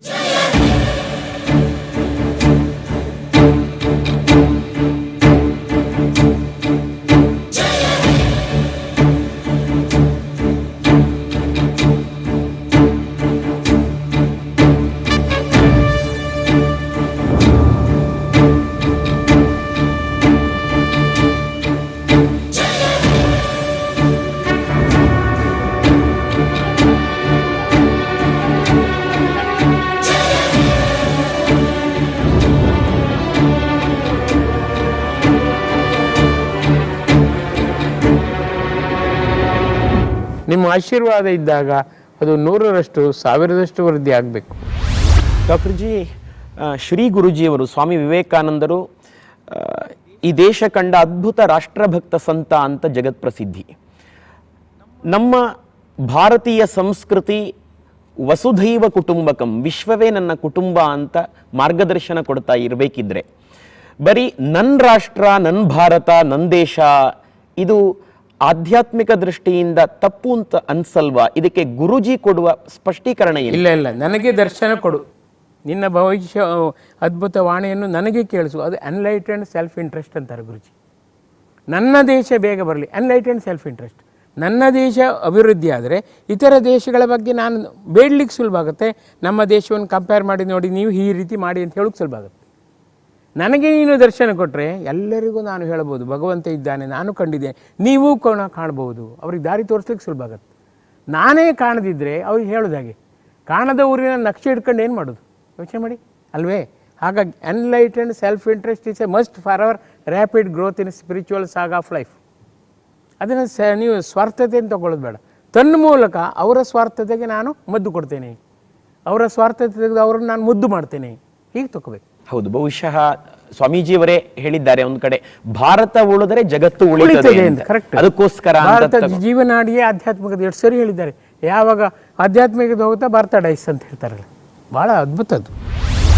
ನಾನು ಅಲ್ಲಮ್ಮ ಪ್ರಭು ದೇವರ ಬಗ್ಗೆ ತುಂಬ ಆಸಕ್ತಿ ನನಗೆ. ನಾನು ಈ ಕಲಿಯುಗದ 2ನೇ ಅಲ್ಲಮ್ಮನನ್ನು ನಾನು ನೋಡಿದಷ್ಟು ಆನಂದ ಆಗ್ತಾ ಇದೆ. ಕಾರಣ ಇಷ್ಟೇ, ಅವರು ಶೂನ್ಯ ಸಂಪಾದನೆಯ ಪ್ರತಿಪಾದನೆ ಮಾಡಿದರು, ತಾವು ಅದನ್ನೇ ಪ್ರತಿಪಾದಿಸ್ತಾ ಇದ್ದೀರಾ ಅನ್ನೋ ಭಾವನೆ. ನಿಮ್ಮ ಅಭಿಪ್ರಾಯ ಏನು? ಖಂಡಿತ ಹೌದದು. ಒಂದು ಗಾಡಿ ದೊಡ್ಡದಿದೆ, ಯೋಚನೆ ಮಾಡಿ, ಲಕ್ಷಾಂತರ, 4 ಟಯರ್ ಇದೆ, ಟಯರ್ ಪಂಚರ್ ಆಗಿದೆ, ಆ ಗಾಡಿ ಏನಾದ್ರು ಬೆಲೆ ಉಂಟಾ? ಯೋಚನೆ ಮಾಡಿ. ಹಾಗಾಗಿ ನನ್ನ ಇಡೀ ಜೀವನದಲ್ಲಿ ನಾನು ತಿಳ್ಕೊಂಡದ್ದು ಏನಂದರೆ, ಎಷ್ಟೋ ಬಾರಿ ನನ್ನ ಸೀಮಿತ ಜ್ಞಾನ ಇದೆಲ್ಲ, ಅದಕ್ಕಿಂತ ಅತೀತವಾದ ಒಂದು ಹೊಸ ಜ್ಞಾನ ಭಂಡಾರವೇ ಶ್ರೀ ಗುರುಜಿಯನ್ನು ಕೊಟ್ಟಿದ್ದಾರೆ. ಪ್ರತಿದಿನ ಧ್ಯಾನದ ವೇಳೆ ಆ ಶರೀರವಾಣಿಯ ಮೂಲಕ ಪುಟಗಟ್ಟಲೆ ಸಂದೇಶ ಕೊಡ್ತಾರೆ. ಇಹ ಮತ್ತು ಪರ, ಇಹ ಪರದ ಸೇತುವಾಗಿ ನಾನಿದ್ದೇನೆ ಅಂತ ಎಷ್ಟೋ ಸರಿ ಹೇಳಿದ್ದಾರೆ. ಅದು ನಿಜವಾಗಿಯೂ ರೋಮಾಂಚಕ, ರಮಣೀಯ, ಅದ್ಭುತ, ಅಗಾಧ, ಅನನ್ಯ, ಅನಂತ. ಹಾಗಾಗಿ ಶೂನ್ಯ ಆಗಬೇಕಾದ್ರೆ ಅವರು ನಿಜವಾಗಿಯೂ ಹೀರೋ ಆಗಿ ನನಗೆ ಖಾತ್ರಿ ಆದದ್ದರಿಂದ ನಾನು ಎರಡೂ ಕೈಯಿಂದ ಪ್ರಾಂಜಲ ಮನಸ್ಸಿನಿಂದ ನಾನು ಝೀರೋ ಅಂತೇನೆ. ಯಾವಾಗ ನಾನು ಝೀರೋ, ಅವ್ರು ಹೇಳ್ತಾರೆ ನಾನು ಹೀರೋ, ನಿನ್ನನ್ನು ಹೀರೋ ಮಾಡುತ್ತೇನೆ. ಹಾಗಾಗಿ ಚೀಲ ಖಾಲಿ ಆದರೆ ತಾನೆ ಸ್ವಾಮೀಜಿ ತುಂಬಿಕೊಳ್ಳೋದು, ಚೀಲ ಖಾಲಿ ಆಗುವಂತೆ ಅವ್ರು ಮಾಡ್ತಾರೆ. ಆ ಪ್ರೇರಣೆ ಆ ರೀತಿ ಮಾಡುತ್ತೆ. ಹಾಗಾಗಿ ಶೂನ್ಯ ಸಂಪಾದನೆ ಆಧ್ಯಾತ್ಮಿಕತೆಗೆ ತುತ್ತು ತುದಿ. ಅವರ ವಿಶೇಷ ಕೃಪೆ ಇದ್ದದ್ರಿಂದ ಅದು ಸಾಧ್ಯವಾಯಿತು ಅಷ್ಟೇ, ಮತ್ತೇನೂ ಅಲ್ಲ. ಡಾಕ್ಟರ್ ಜಿ ಅವರೇ, ಈಗ ನನಗೊಲಿದ ಗುರೂಜಿ ನಿನಗೂ ಒಲಿಯಲಿ ಅಂತಕ್ಕಂಥ ಒಂದು ತಮ್ಮ ಆತ್ಮಕಥನ ಇದೆ. ಸುಮಾರು 17 ಬಾರಿ ಅದು ಮರುಮುದ್ರಣ ಕಂಡಿದೆ. ಹೌದು. ಆ ಒಂದು ಗ್ರಂಥ ಇವತ್ತು ಬಹಳಷ್ಟು ಜನರಿಗೆ ದಾರಿದೀಪ ಆಗಿದೆ. ಅದರ ಬಗ್ಗೆ ತಮ್ಮ ಅನುಭವ ಏನು? ನಾನು ನನ್ನ ಸಾಹಸವನ್ನು ಹೊರಗೆ ಹಾಕಬಾರ್ದಂತ ತುಂಬ ಯತ್ನಿಸಿದ್ದೆ.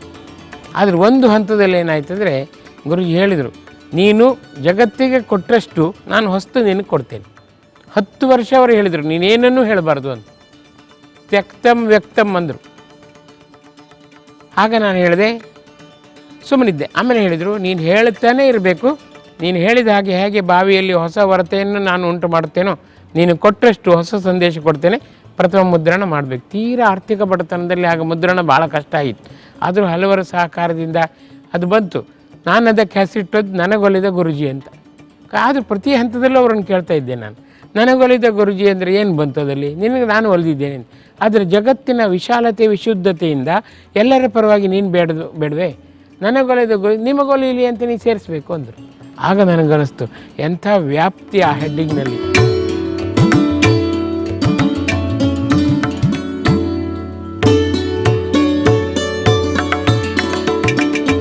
ಬರೀ ನನಗೊಲಿದ ಗುರುಜಿ ಅಂತ ಹಾಕಿದ್ದು ಸ್ವಾರ್ಥ ಆಗ್ತಿತ್ತು. ಇದೀಗ ಸ್ವಾರ್ಥತೆಯನ್ನು ನಿಸ್ವಾರ್ಥತೆಯ ರೂಪದಲ್ಲಿ, ಅಂದರೆ ಶುಗರ್ ಕೋಟೆಡ್ ಪಿಲ್ಸ್ ಇದೆಯಲ್ಲ, ಆ ರೀತಿ ಮಾಡಲಿಕ್ಕೆ ಅವರ ಕೃಪೆ, ಬಂಪರ್ ಕೃಪೆ ಅಂತ ತಿಳ್ಕೊಂಡಾಗ ಆಗ ಆ ವಿಶಾಲತೆ ವಿಶುದ್ಧತೆಗೆ ನನಗಾದ ಸಂತೋಷ ಅಷ್ಟಿಷ್ಟಲ್ಲ. 50 ಲಕ್ಷಕ್ಕೂ ಹೆಚ್ಚು ಪ್ರತಿಗಳು ಹೋಗ್ತಾಯಿವೆ. ಹಾಗಾಗಿ ಅದರಲ್ಲಿ ನಾನು ಬರೆದದ್ದು 1% ಸಾಧನೆ ಮಾತ್ರ. ಆದರೂ ಕೂಡ ಜನರಿಗೆ ಆಸಕ್ತರಿದ್ದಾರೆ, ಆಸ್ತಿಕರಿದ್ದಾರೆ, ಸಾಧನಾತುರರಿದ್ದಾರೆ, ಸಾಧನಾಸಕ್ತಿಯಿಂದ ಬೆಳೆಯುವವರಿದ್ದಾರೆ. ಅವರು ನಂಬಬೇಕು, ತುಂಬಬೇಕು, ದಿಂಬಿನಂತಾಗಬೇಕು. ಆಗ ಮಾತ್ರ ಉದ್ಧಾರ. ಬಹಳ ಸಂತೋಷ. ನೋಡಿ, ಈ ಒಂದು ದಿವ್ಯೋದ್ಯಾನ ಇದೆಯಲ್ಲ, ಇದು ಒಂದು ಪುಣ್ಯ ಭೂಮಿ, ಒಂದು ಪವಿತ್ರ ಭೂಮಿ. ಯಾಕಂದರೆ ಇಲ್ಲಿ ಸ್ವಾಮಿ ವಿವೇಕಾನಂದರ ಚೇತನ ಇಲ್ಲಿ ಅದು ಮಿಡಿಯುತ್ತಿದೆ, ಅದು ತುಡಿಯುತ್ತಿದೆ. ಯಾಕಂದರೆ ಇಲ್ಲಿ ಉತ್ತಮ ಒಂದು ಆತ್ಮಗಳನ್ನು ಸೃಷ್ಟಿ ಮಾಡಬೇಕಾಗಿದೆ. ಈ ಕೆಲಸ ಕೂಡ ತಮ್ಮಿಂದ ಆಗ್ತಾ ಇದೆ. ಇದು ಹೇಗೆ ಸಾಧ್ಯವಾಯಿತು? ಅಲ್ಲ, ಅವರ ಇನ್ಸ್ಟ್ರೂಮೆಂಟ್ ನಾನು ಅಷ್ಟೇ, ನಾನು ನಿಮಿತ್ತ ಮಾತ್ರ, ನಾನು 0. ಅವ್ರೇನು ಮಾಡಿದ್ರು, ಹೀರೋ ಆಗಿ ಈ 0ವನ್ನು ಮುನ್ನಡೆಸಿದರು ಅಷ್ಟೇ. ಪ್ರತಿ ಕ್ಷಣಕ್ಕೂ ಅವರು ಅದೇ ಹೇಳೋದು, ನಾನು 39 ವರ್ಷ 5 ತಿಂಗಳು 23 ದಿನ ಬದುಕಿರ್ಬೋದು, ಆದರೆ ನನ್ನ ತುಡಿತ ಎಷ್ಟಂದರೆ ಭೋಗ್ರಹ ದೈವಗ್ರಹ ಆಗಬೇಕು. ಗ್ರೇಟ್. ನಾನು ನಿಜವಾಗಿ ಮುಕ್ತಿ ತಗೋಂತ ನನ್ನ ಗುರುಜಿ, ಅವರು ಶ್ರೀರಾಮಕೃಷ್ಣ ನನ್ನ ಗುರುಜಿ ಅಂತ ಕರೀತು. ನನ್ನ ಗುರುಜಿ ಹೇಳಿದ್ರು, ನರೇನ್ ನೀನು ಮುಕ್ತಿ ತಗೋ, ಬೇರೆ ಹೋರಾಟ. ನಾನು ಹೇಳಿದೆ, ದಮ್ಮಯ್ಯ ನನಗೊಂದು ಅವಕಾಶ ಕೊಡಿ, ಭೋಗ್ರಹ ದೈವಗ್ರಹ ಆಗಬೇಕು. ನಾನು ಎಷ್ಟೋ ಎಣಿಸಿದ ಕೆಲಸ 30% ಆಗಲಿಲ್ಲ. ನಾನು ದೇಹದ ಒಂದು ಚೌಕಟ್ಟಿನಲ್ಲಿ ಬಿದ್ದು ತುಂಬ ಕಷ್ಟಪಟ್ಟೆ. ಈಗ ದೇಹಾತೀತನಾಗಿ ಜಾಗೃತಿ ಚೇತನ ಆಗಬೇಕು. ನನಗೆ ಸೂಕ್ತವಾದ ಒಂದು ಮಾಧ್ಯಮವನ್ನು ಹುಡುಕ್ತೇನೆ. ಖಂಡಿತವಾಗಿ ಭೂಗ್ರಹ ದೈವಗ್ರಹ ಆಗುವ ತನಕ ನೀವು ಸುಮ್ಮನೆ ಆಶೀರ್ವಾದ ಮಾಡಬೇಕು, ಹರಸಬೇಕು, ಸಂಶಯ ಹಾರಿಸಬೇಕು, ಆನಂದ ಹೊರಿಸಬೇಕು. Great great. ಇಷ್ಟು ಅದ್ಭುತವಾದ ಅವ್ರ ಶಕ್ತಿ. ಅದಕ್ಕೆ ಹೇಳ್ತಾರೆ, ನನಗೊಂದು ಬಾಯಿ ಇಲ್ಲ, ನಿನ್ನ ಬಾಯಿ ಮೂಲಕ ಕೆಲಸ ಮಾಡ್ತೀನಿ. ನನಗೆ ದೇಹ ಇಲ್ಲ, ನಿನ್ನ ದೇಹದ ಮೂಲಕ ಕೆಲಸ ಮಾಡಿ. ನೀನು ಯಾಕೆ ಸಂಕೋಚ ಪಡ್ತೀವಿ? ಅವ್ರಿಗೆ ಇವರಿಗೆ ಆಗಿಲ್ಲ, ಜನ ಟೀಕೆ ಮಾಡಲಿ, ನಥಿಂಗ್ ಟು ವರಿ. ನೀನು ನನಗಿದ್ದೀಯಲ್ಲ, ನನ್ನ ಮುದ್ದು, ನಾನು ಖಂಡಿತ ಬಿಟ್ಟಾಗೋದಿಲ್ಲ. ಏಳಿಸೋದು ಅವರೇ, ಎಬ್ಸೋದು, ಮಲಗಿಸೋದು ಅವರೇ, ಇನ್ನೆಂತ ಬೇಕು? ಬಾಯಲ್ಲಿ ಎಂಜಲು ಬಂದಾಗ ಮಗು ಎಂಜಲು ನುಂಗಂತ ಹೇಳುವವರು ಅವರೇ. ಆ ಮಟ್ಟಿಗೆ ಇಂಟಿಮೆಸಿ ಬೆಳೆದಾಗಿದೆ. ಈಗ ಇಂಟ್ರೋಸ್ಪೆಕ್ಷನ್ ಮಾಡಬೇಕು. Intelligently I should render my self to you, surrender, sir I render. ಆ ಭಾವ, ಆ ಥರ ಶರಣಾಗತಿ, ವಿಧೇಯತೆ, ವ್ಯಾಕುಲತೆ, ಏಕಾಗ್ರತೆ, ಏಕನಿಷ್ಠೆ, ದೇವನೊಬ್ಬ ನಾಮಲು ರೂಪಲು, ಆ ರೀತಿ ತರತಮ್ಮ ಭಾವವಿಲ್ಲದೆ ಎಲ್ಲ ದೇವರನ್ನು ಸಮಾನ ಗೌರವದಿಂದ ನೀನು ನೋಡು. ಈ ಡಿವೈನ್ ಪಾರ್ಕ್ನಲ್ಲಿ ನಮ್ಮ ಹಿಂದೂ ಜೊತೆ ಮುಸ್ಲಿಂ ಇದ್ದಾರೆ, ಕ್ರಿಶ್ಚಿಯನ್ ಇದ್ದಾರೆ. ತಾಲೂಕಿಗೊಂದು ಡಿವೈನ್ ಪಾರ್ಕ್ ಈ ಸರ್ಕಾರ ಮಾಡಬೇಕು, ಆಗ ದೇಶದ ಉದ್ಧಾರ ಆಗುತ್ತೆ. ಒಳ್ಳೆ ಎಲ್ಲ ಧರ್ಮದವರು ಅವರವ್ರ ಹಬ್ಬಕ್ಕೆ ಬರಬೇಕು, ಎಲ್ಲರೂ ಸೇರಬೇಕು. ಗುರುಗಳೇ, ನನಗೆ ಇದೊಂದು ವಿಸ್ಮಯ ಇಲ್ಲಿ.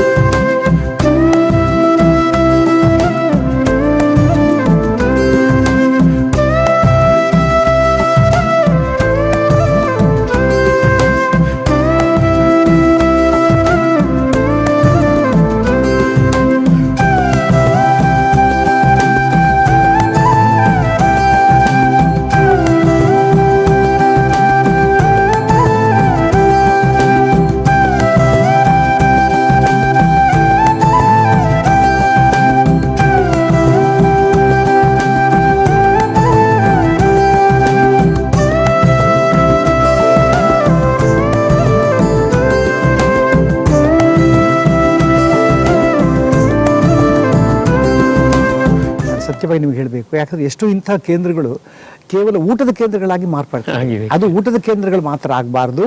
ಇದು ಆಧ್ಯಾತ್ಮಿಕ ಕೇಂದ್ರ, ಧಾರ್ಮಿಕ ಕೇಂದ್ರ, ಸಾಂಸ್ಕೃತಿಕ ಕೇಂದ್ರ, ಸಾಮಾಜಿಕ ಸಮನ್ವಯ ಸಾಮರಸ್ಯದ ಸಮನ್ವಯ ಕೇಂದ್ರ ಆಗಿದೆ. ನೀವು ಹೇಳಿದ ಹಾಗೆ ಇಲ್ಲಿ ಹಿಂದೂಗಳ ಒಂದು ಯಾವುದೇ ಹಿಂದೂ ಧರ್ಮದ ಒಂದು ಸಹಿಷ್ಣುತೆ, ಕ್ರೈಸ್ತ ಧರ್ಮದ ಒಂದು ಸೇವಾ ಮನೋಭಾವ, ಹಾಗೆ ಇಸ್ಲಾಂ ಧರ್ಮದ ಒಂದು ಸೋದರತೆ, ಜೈನ ಧರ್ಮದ ದಯೆ, ಕರುಣೆ ಎಲ್ಲವೂ ಕೂಡ ಇಲ್ಲಿ ಸಮ್ಮಿಲನಗೊಂಡಿದೆ.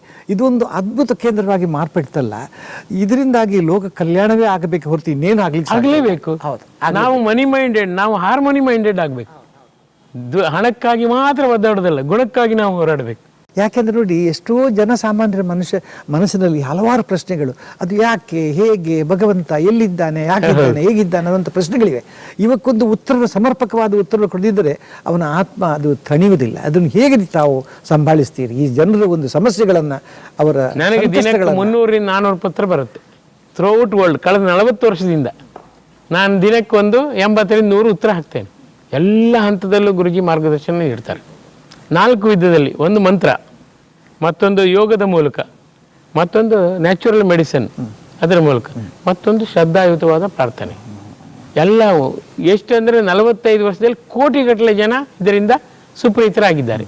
ಸಂಪೂರ್ಣ ಕ್ಯಾನ್ಸರ್ ಕೂಡ ಗುಣವಾಗಿದೆ.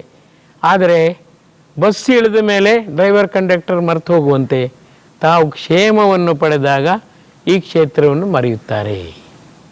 ಪುನಃ ಕಷ್ಟ ಬಂದಾಗ ಪುನಃ ಬರ್ತಾರೆ. ಸರ್ 10 ವರ್ಷ ಆಯ್ತು ಸರ್ ನಾನು ಬಂದು, ಆಮೇಲೆ ಸ್ವಲ್ಪ ಚೆನ್ನಾಗಿದ್ದೆ ಸರಿ, ಪುನಃ ಕಷ್ಟ ಬಂತು.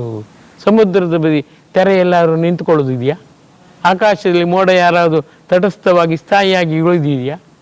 ಅಂದರೆ ನಾನು ಕ್ಷೇಮ, ನಾನೇ ಕ್ಷೇಮ, ಇದು ನಮ್ಮ ಭಕ್ತರ ವರ್ತನೆ. ಅದು ಬಹಳ ನೋವಾಗತ್ತೆ. ಡಿವೈನ್ ಕಸಬುಟ್ಟಿ ಅಂತ ನಾನು ಹೇಳೋದು. ನನ್ನನ್ನು ಕಸಬುಟ್ಟಿ ಆಗಿ ಕಾಣ್ತಾರೆ. ಅವ್ರಿಗೆ ನಾನು ಸಾಧನೆ ಕೊಡುವಾಗ ನಾನು ಪಣ ತೊಡ್ತೇನೆ. ಇವರ ಉದ್ದೇಶಕ್ಕಾಗಿ, ಇವರ ಮೇಲ್ಮೇಗೆ ನಾನೂ ಸಾಧನೆ ಮಾಡುತ್ತೇನೆ. ನಾನು ಸಾಧನೆ ಮಾಡ್ತಾ ಹೋದೆ. ನನ್ನ ಜೀವ ತೆಗೆದುಕೊಂಡದ್ದೇ ನಾನು ಭಕ್ತರಿಗಾಗಿ. ತೊಂದರೆ ಇಲ್ಲ, ಪರವಾಗಿಲ್ಲ. ಆದರೆ ಅವ್ರಿಗೆ ಸ್ವಲ್ಪ ಕೃತಜ್ಞತೆ ಬೇಕು. ಹೌದು, ಅದು ಕೃತಜ್ಞಸ್ಯ ನಾಸ್ತಿ ನಿಷ್ಕೃತಿ. ಅದೇ ಆಯ್ತಲ್ಲ, ಹಾಗೆ ಆಗಬಾರ್ದು. ಯಾಕಂದ್ರೆ ಅದಕ್ಕೆ ದೊಡ್ಡ ಒಂದು ದುರ್ಗುಣ ಬೇರೆ ಇಲ್ಲ. ಅದಿರಲಿ ಗುರುಗಳೇ, ನಾನು ಒಂದು ಮಾತನ್ನು ಕೇಳಬೇಕು ನೋಡಿ. ಜನಸಾಮಾನ್ಯರಿಗೆ ಕಾಲದಿಂದ ಅನಾದಿ ಕಾಲದಿಂದ ಕಾಡಿಸುವ ಒಂದೇ ಒಂದು ಪ್ರಶ್ನೆ ಅಂದರೆ, ಭಗವಂತ ಇದ್ದಾನೆ, ಎಲ್ಲಿದ್ದಾನೆ, ಯಾವ ರೂಪದಲ್ಲಿದ್ದಾನೆ, ಅವನು ಶಕ್ತಿ ಸ್ವರೂಪವಾಗಿದ್ದಾನೆ, ಚೈತನ್ಯ ಸ್ವರೂಪವಾಗಿದ್ದರೆ ಅವನನ್ನು ಆರಾಧಿಸುವ ಬಗ್ಗೆ ಹೇಗೆ, ಅವನ ಅನುಗ್ರಹವನ್ನು ಪಡೆಯುವ ಬಗ್ಗೆ ಹೇಗೆ? ಭಗವಂತ ಇದು ಬದುಕಿಸುವ ದೇವರೇ ಒಳಗಿದ್ದಾನೆ. ಅದಕ್ಕೆ ಹೇಳಿ, ದೇಹಕ್ಕೆ ವರ್ಚಸ್ಸಿನ ರುಮಾಲು, ದೇದೀಪ್ಯಮಾನವಾಗಿ ಓ ವದನದಲ್ಲಿ ರುವಿಯಷ್ಟಾದರೂ ರುಚಿಯನ್ನು ತುಂಬಿದವ ದೇವರು. ದೇಹಿ ಎನ್ನದೇನೆ ವದನದಲ್ಲಿ ರುಮಾಲಾಗಿ ತನ್ನ ಕೀರ್ತಿಯನ್ನು ಹಂಚಿದವ ದೇವರು ಡೆಫಿನೇಷನ್ ಕೊಡ್ತಾರೆ. ಅದಕ್ಕೆ ಪ್ರಾಣಶಕ್ತಿ ಅನ್ನೋದು. You minus I is equal to he the almighty. ನೀನು ಕಳೆ ನಾನು ಅಂದರೆ ಭಾನು ಅಂದರೆ ಭಗವಂತ. ಆ ನಾನು ನನ್ನದು, ನನ್ನಿಂದ ಎಂಬ ಅಹಮಿಕೆ ಸೊನ್ನೆಯಾಗಬೇಕು. ಹುಟ್ಟಿದ ತಕ್ಷಣ ನನ್ನ ಮಗು, ಚಂದ್ರನಂತಿದ್ದಿ, ಸೂರ್ಯನಂತಿದ್ದಿ. ಅದನ್ನೇ ಗುರುಜಿ ದಿವ್ಯ ಸಂದೇಶದಲ್ಲಿ ಹೇಳ್ತಾರೆ. ಪ್ರತಿ ತಿಂಗಳ ಮೊದಲ ಮತ್ತು ಕೊನೆಯ ಭಾನುವಾರ ಸಂದೇಶ 1520 ಆಗಿದೆ ಮೊನ್ನೆಗೆ.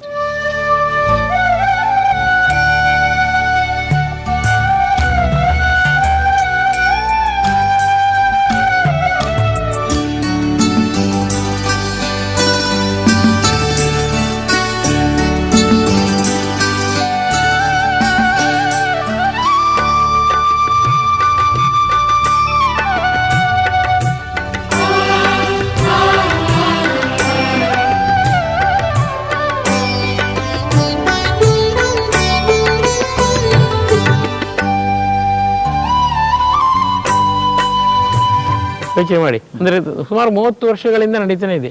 ಪ್ರತಿ ಸಂದೇಶದಲ್ಲೂ ಹೇಳೋದು, ಅತಿ ಸುಲಭದಲ್ಲಿ ಆಪ್ತ ನಿವೇದನೆಯ ಮೂಲಕ ಸಾಧನೆಯನ್ನು ಮಾಡಿ ಈ ಶೋಧನೆಯ ಮೂಲಕ ಭಗವಂತನ ಮಾತು ಕೇಳುವುದು ದಿವ್ಯಾನಂದ, ಭಗವಂತನ ರೂಪ ಕಾಣುವುದು ಭವ್ಯಾನಂದ. ಇದೆರಡೂ ಸೇರಿದಾಗ ಬ್ರಹ್ಮಾನಂದ. ಅದು ಕ್ಷಣಕ್ಕೂ ಆದಾಗ ನಿತ್ಯಾನಂದ. ಭಾರಿ ಸುಲಭ. ಬದುಕಿದ ಎಲ್ಲರಿಗೂ ಒಳಗಿರುವ ಭಗವಂತನ ಮಾತು ಕೇಳುವ ಹಕ್ಕಿದೆ ಅಂತಾರೆ. ಡಾಕ್ಟರ್ ಜಿ, ಶ್ರೀ ಗುರೂಜಿಯವರಿಂದ ಪಡೆದ ಮೊದಲ ಅನುಭವ ಯಾವಾಗಿತ್ತು, ಹೇಗೆ? ಅದು ನನಗೊಲಿದ ಗುರುಜಿ ನಿಮಗೊಲಿಯಲ್ಲಿ ಗ್ರಂಥದಲ್ಲಿ ನಾನು ಹಾಕಿದ್ದೇನೆ.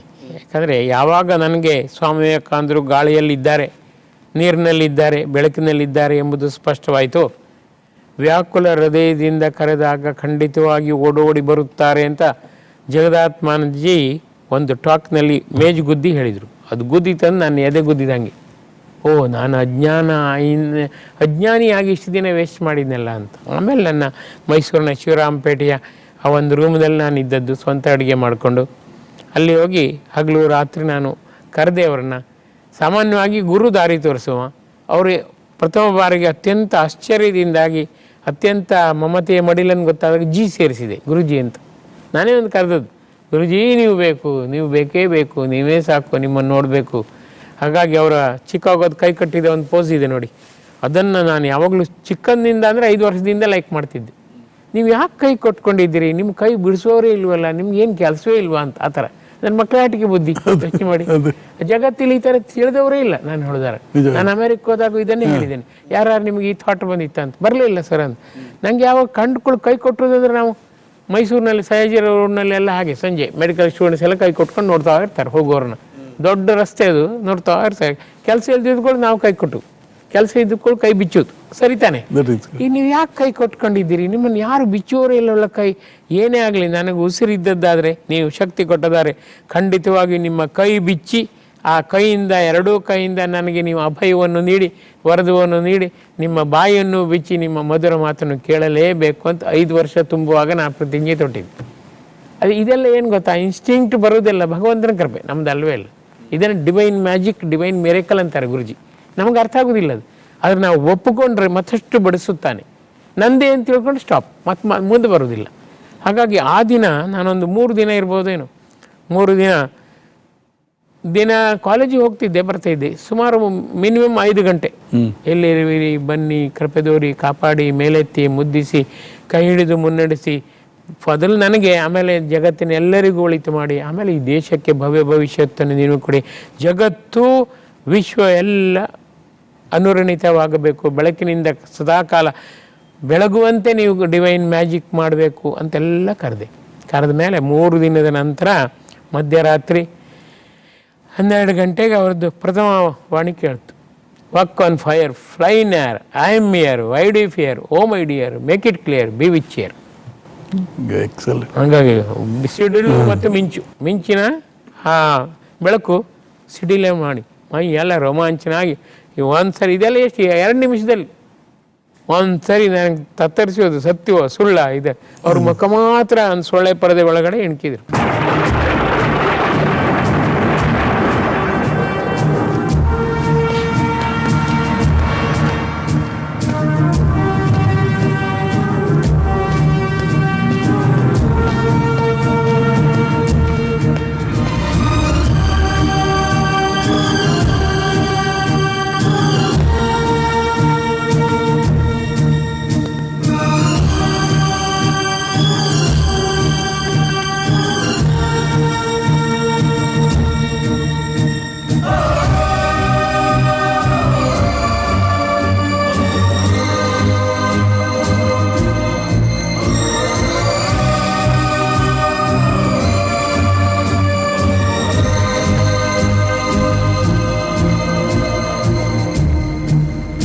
ಆಮೇಲೆ ದಿನೇ ಬಂದರು. ನಿನಗೆ ನಿಜವಾಗಿ ವೈರಾಗ್ಯ ಇರೋದು ಸತ್ಯವೇ ಹೀಗೆ ಕೇಳಿದರು.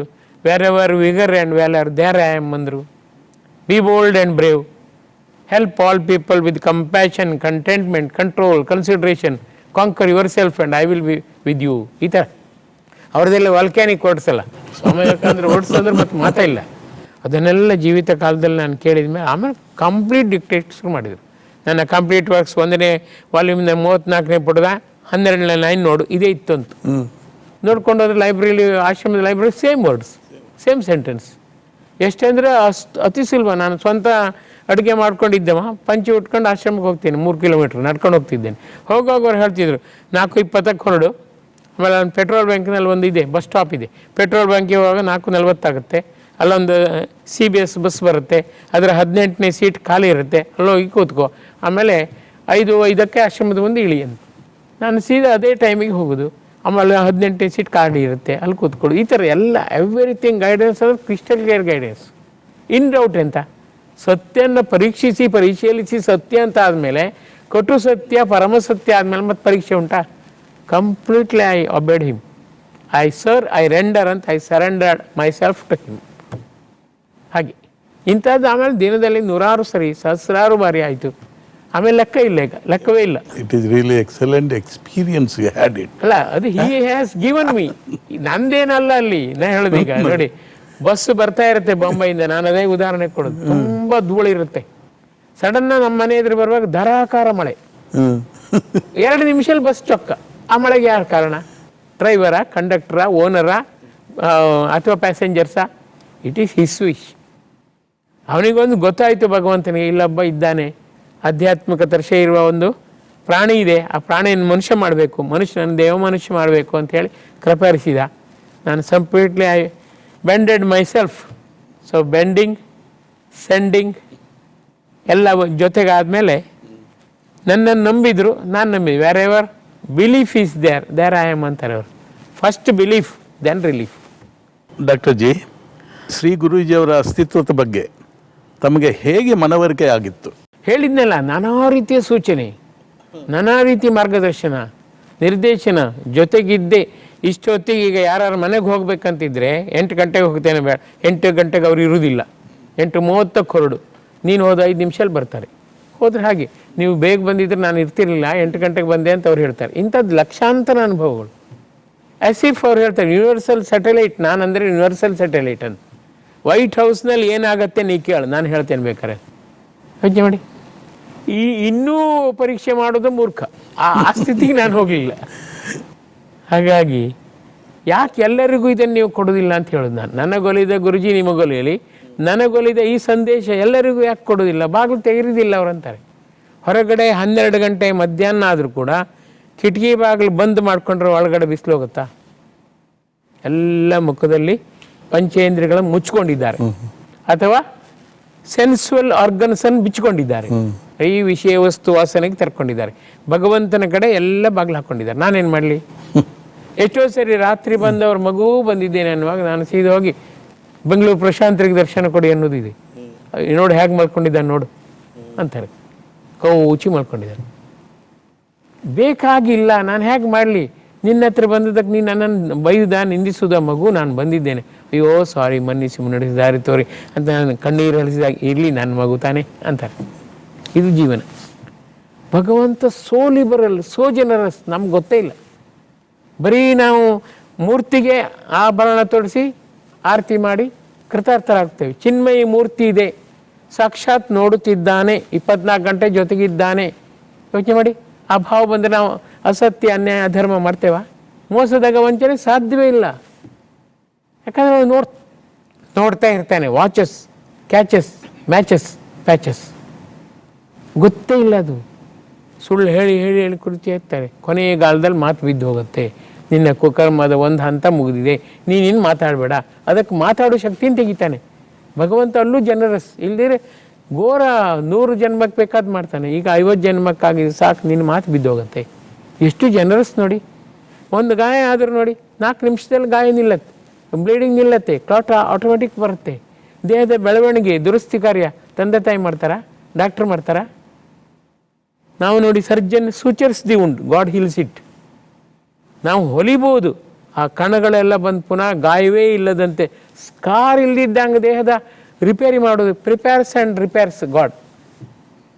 ಇದು ವಿಜ್ಞಾನಕ್ಕೆ ಗೊತ್ತಿದೆ. ಆದರೆ ಎಲ್ಲ ಗೊತ್ತಿದ್ದ ಸರ್ಜನ್ಸ್, ಡಾಕ್ಟರ್ ಎಲ್ಲ ಅಹಂಕಾರದಲ್ಲಿ ನಾನು ದುಡ್ಡು ಮಾಡಿದ್ದೇನೆ, ಮನೆ ಮಾಡಿದ್ದೇನೆ, ಅಹಂಕಾರದಲ್ಲಿ ಬೀಳ್ತಾರೆ. ಯಾರು ಮೆಟ್ಟಿಲೇರಿ ಮೇಲೇರಬೇಕೋರೋ ಜಾರು ಬಂಡಿಯಲ್ಲಿ ಕೆಳಗೆ ಹೋಗ್ತಾರೆ. ಏರು ಸ್ವಲ್ಪ ಕಷ್ಟ, ಜಾರು ಬಂಡಿಯಲ್ಲಿ ಇಳಿದು ಕೊಡು ಸುಖ. ಅವ್ರು ಹೇಳ್ತಾರೆ, ನಾನು ಎಷ್ಟು ಸುಖದಲ್ಲಿ ಇಳಿತಿದ್ದೇನೆ, ಎಲ್ಲಿ ನರಕಕ್ಕೆ, ಎಷ್ಟು ಕಷ್ಟದಲ್ಲಿ ಹತ್ತಿದ್ದೇನೆ, ಸ್ವರ್ಗಕ್ಕೆ ಹೋಗು. ಏನೀಗ ಕಷ್ಟಪಡು. ಭಗವಂತನ ಇಚ್ಛಾಶಕ್ತಿ, ಜ್ಞಾನಶಕ್ತಿ, ಕ್ರಿಯಾಶಕ್ತಿ ಭಗವಂತನದ್ದೇ. ಅವನ ಶಕ್ತಿ ಅವನಿಗೆ ಕೊಡುವ. What is there? ಹೇಗೆ ನೀರು ತೆಗೆದಷ್ಟು ಬರುತ್ತೋ ಭಗವಂತನ ಕೃಪೆಯನ್ನು ಹಂಚಿದಷ್ಟು ಕೊಡ್ತಾನೆ. 10 ವರ್ಷ ನನ್ನ ಅನುಭವವನ್ನು ಹೇಳಲೇಬೇಡ ಅಂದರು ಯಾರಿಗೂ. ಹೇಳಿದರೆ ನಾನು ಮಾತಾಡೋದಿಲ್ಲ. 10 ವರ್ಷ ಮುಗಿದ ಮೇಲೆ ನೀನು ಹೇಳಲೇಬೇಕು, ಹೇಳದಿದ್ರೆ ಇನ್ನು ಬರೋದೇ ಇಲ್ಲ ಅಂದರು.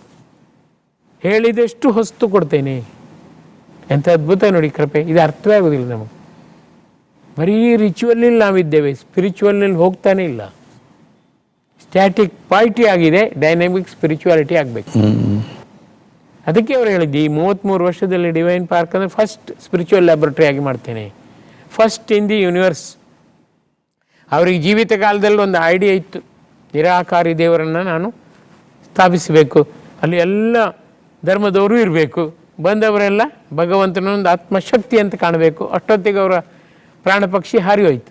ಆ ಒಂದು ಆತುರವನ್ನು ಈಗ ಸಾಕ್ಷಾತ್ಕರಿಸಿಕೊಳ್ಳಿಕ್ಕೆ ಹೋರಾಡ್ತಿದ್ದಾರೆ. ಎಷ್ಟೋ ಸರಿ ಹೇಳಿದ್ದಾರೆ, ನಿಮಗಾಗಿ ನಾನು ಓಡೋಡಿ ಬಂದಿದ್ದೇನೆ, ನಮ್ಮ ಸಂದೇಶದಲ್ಲಿ ಓಡೋಡಿ ಬಂದಿದ್ದೇನೆ, ನೀವು ಇನ್ನೂ ಆ ಬಗ್ಗೆ ಸೀರಿಯಸ್ ಆಗಿಲ್ಲ, ಸಿನ್ಸಿಯರ್ ಆಗಿಲ್ಲ, ಶಾರ್ಪ್ ಆಗಿಲ್ಲ, ಸ್ವೀಟ್ ಆಗಿಲ್ಲ, ಸಕ್ಸಸ್ಫುಲ್ ಆಗಿಲ್ಲ, ಆದರೂ ನನ್ನ ಮಕ್ಕಳೆಂಬ ಪ್ರೀತಿಯಿಂದ ನಿಮ್ಮನ್ನು ನೋಡುತ್ತಿದ್ದೇನೆ. ಡಾಕ್ಟರ್ ಜಿ, ತಾವು ಶ್ರೀ ಗುರೂಜಿ ಅವರೊಂದಿಗೆ ತುಂಬ ಸಾರಿ ಮಾತಾಡ್ತಾ ಇದ್ದೀರಿ, ಅದಕ್ಕೆ ಟೈಮ್ ಅನ್ನೋದಿದೆಯಾ? 24 ಗಂಟೆ ಹೀಸ್ ಅಲರ್ಟ್ ಅಲ್ಲ, ಭಗವಂತ ನಿತ್ಯ ಜಾಗೃತ. ನಾನು ರಾತ್ರಿ ಮಲಗುವಾಗ ಅವರೇ ಬಂದು ನನ್ನನ್ನು ಮಲಗಿಸೋದು. ಮಗು ಆಯಾಸ ಆಗಿದೆ ಎಲ್ಲ ಮಲ್ಕೊಂಡು 10-11 ಗಂಟೆ 11ವರೆಗೆ ನಾನು ಮಲಗಿದ ಮೇಲೆ ರೆಪ್ಪೆ ಮೇಲೆ ಕೈ ಆಡಿಸಿ ನಾನು ಹೋಗ್ತೇನೆ ಅನ್ನೋದು. ಬೆಳಗ್ಗೆ 3 ಗಂಟೆ 2:15 2:45 ಬಂದು ಮಗು ಹೇಳು ಅನ್ನೋದು. ನಾನು ಇನ್ನೂ 2:45 ಅಷ್ಟೇ ಹೋಗು, ಸಾಕು ಇನಫ್ ಯು ಹ್ಯಾವ್ ಸ್ಲೆಪ್ಟ್ ಅಂತಾರೆ. ರೆಪ್ಪೆ ಎಲ್ಲ ತೆಗೆದು ಗುಡ್ ಮಾರ್ನಿಂಗ್ ಅಂತೇಳಿ ಹೋಗ್ತಾರೆ. ಇದು ಯಾವ ಕಳೆದ 50 ವರ್ಷದಿಂದ ಎಂಥ ಅದ್ಭುತವಾದ ನೋಡಿ. ಅಂದರೆ he is there within me, but he talks and takes. ವ್ಯತ್ಯಾಸ ಅಷ್ಟೇ. ನಿಮ್ಮೊಳಗೂ ಇದ್ದಾನೆ, ನೀವು ಮಾತಾಡೋದಿಲ್ಲ, ಅದಕ್ಕೆ ಇವ್ರಿಗೆ ಹೇಳಿ talk and take, call and recall. ಎಷ್ಟು ಅದ್ಭುತ ನೋಡಿ. ಪ್ರೆಷರ್ ಇದ್ದಾಗ ಅದು ಪ್ಲೆಸರ್ ಆಗಬೇಕಾದ್ರೆ ಭಗವಂತನ ಕನೆಕ್ಷನ್ ಕೊಟ್ಟರೆ ಸರಿ. ಡಾರ್ಕ್ ರೂಮ್ ಅದೀಗ ಬ್ರೈಟ್ ಆಗಬೇಕಾದ್ರೆ ಸ್ವಿಚ್ ಆನ್ ಮಾಡಿದ್ರೆ ಸರಿ. ಸ್ವಿಚ್ ಇಸ್ ದೇರ್ ವಿದಿನ್, ನಾವು ಆನ್ ಮಾಡ್ತಾ ಇಲ್ಲ.